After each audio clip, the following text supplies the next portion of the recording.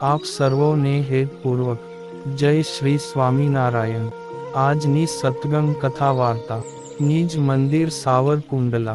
આજની સત્સંગ વાર્તામાં આપણે ઉત્સવ કથા અંતર્ગત આજે મુક્ત એવા માણકી ઘોડીની તિરોધાન તિથિ નિમિત્તે તેના ઇતિહાસ વિશેની પ્રસંગ વાર્તા સાંભળશું।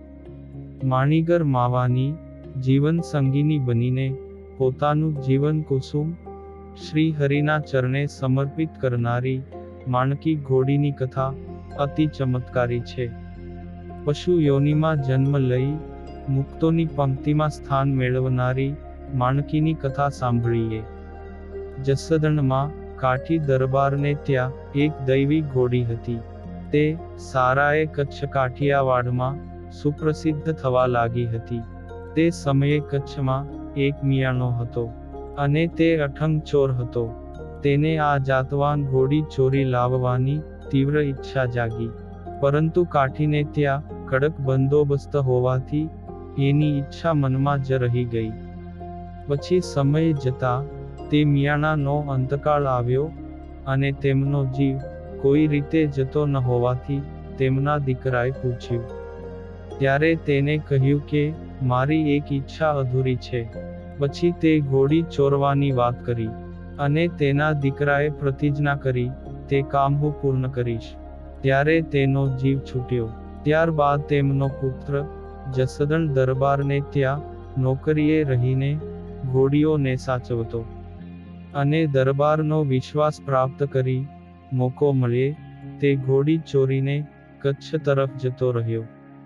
તેવામાં એક દિવસ ઘોડીને દરિયા કિનારે ઘાસ ચરવા મૂકી હતી। ત્યારે દરિયામાંથી એક દેવતાઈ જળઘોડો બહાર આવ્યો અને આ ઘોડી સાથે સંગ કર્યો।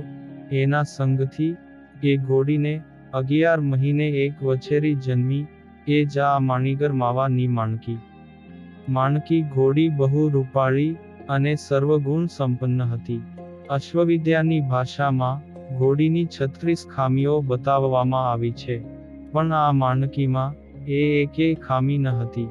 પછી ભુજના રાજાને આ માણકી ઘોડી વિશે ખબર પડતા તેણે મિયાણા પાસેથી માણકી અને તેની માતા એ બંનેને ખરીદી લીધા અને કચ્છમાં રાજાના ફટાયા કુંવરની દીકરી મીણાપુરમાં આવ્યા ત્યારે તેમણે કુંવરીને પહેરામણીમાં માણકી ઘોડી આપી દીધી। આ માણકીના વખાણ મહારાજે સાંભળ્યા ને સુરાખાચર પાસે તપાસ કરાવી। તે ભેંસ જાળના કાયાજી બાપુ સુરાખાચરના મિત્ર તે કાયાજી મીણાપુરના મનુભાને ઓળખતા હતા। તેથી અષાઢી સંવંત 1868 શ્રાવણ સુદ 7મને દિવસે સુરાખાચર અને કાયાજી મહારાજને લઈ મીણાપુર ગયા। ત્યાં મહારાજ મનુભાના ફળિયામાં પ્રવેશ્યા એટલે તુરંત માણકીને જુગ જૂની ઓળખાણ હોય તેમ હણહણતી આવકાર દેવા લાગી।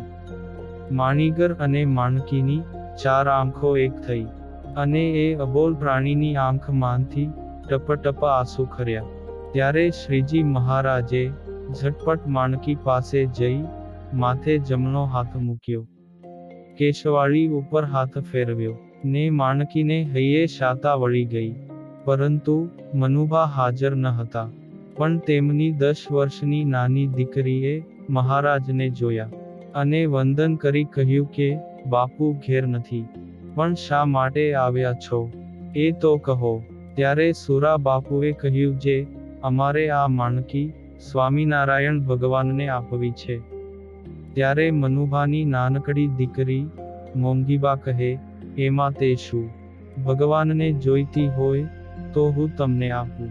એમ કહી માણકી ઘોડીની સરક ઝાલી શ્રીજી મહારાજ પાસે લાવ્યા ને મહારાજ તથા માણકીને કુમકુમનો ચાંદલો કર્યો। પછી પગે લાગી માણકી ઘોડી મહારાજને અર્પણ કરી।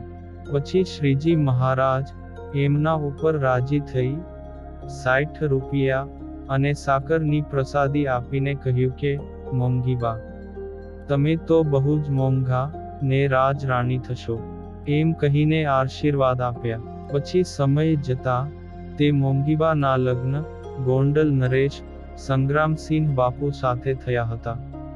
અને હાલમાં ગોંડલનું સ્વામિનારાયણ મંદિર તે જ મોંઘીબાએ સ્વખર્ચે બંધાવેલું છે. આમ આ માણકી દેવતાઈ ઘોડી હતી. તે માણકી મહારાજની મરજી જાણીને જ ચાલતી. અલબેલો ઘણીવાર માણકીને નચાવતા અને જાત જાતની ઠેક, કળા, ગતિ, મરોડ, કુદાન વગેરે બતાવતા હતા. અને ગરુડની ગતિનો મદહરી લે તેમ માણકી ચાલતી. ગરદ લાજ લોપી માણકી એ સોઈ, આવું કહીને પ્રેમાનંદ સ્વામીએ તેની ગતિની પ્રશંસા કરી છે. કુદરતી કોપ કે ધાડા ધીંગાણા જેવો કોઈ માઠો બનાવ બનવાનો હોય તો 40 દિવસ અગાઉ તે માણકીને ખબર પડી જતી. તે માણકીને કોઈ શેતાન સ્પર્શ કરે તો તેની શેતાનિયત દૂર થઈ જતી અને તેના હૃદયમાં ભક્તિના અંકુર ફૂટી જતા. આવી અદ્ભુત માણકીએ શ્રીજી મહારાજ અંતર્ધાન થયા પછી અન્નજળ છોડી દીધા હતા. નેવ હાલાના વિરહમાં ઝૂરતી આ અશ્વિનીએ મહારાજના 13માને દિવસે દેહ છોડી દીધો હતો.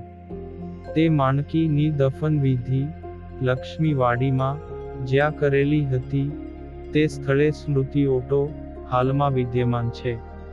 માણીગર માવાને મનહાલી થઈને સદૈવ તેમને દેશ દેશાંતરમાં વિચરણ કરાવનારી માણકીના ચરણોમાં કોટી કોટી વંદન સહ અશ્રુભીની ભાવ શ્રદ્ધાંજલિ અર્પણ કરીએ. અને હવે પછીની કથા વાર્તા આપણે આગળના ભાગમાં સાંભળશું. અત્યારે આપ સર્વોને ભાવથી જય શ્રી સ્વામિનારાયણ.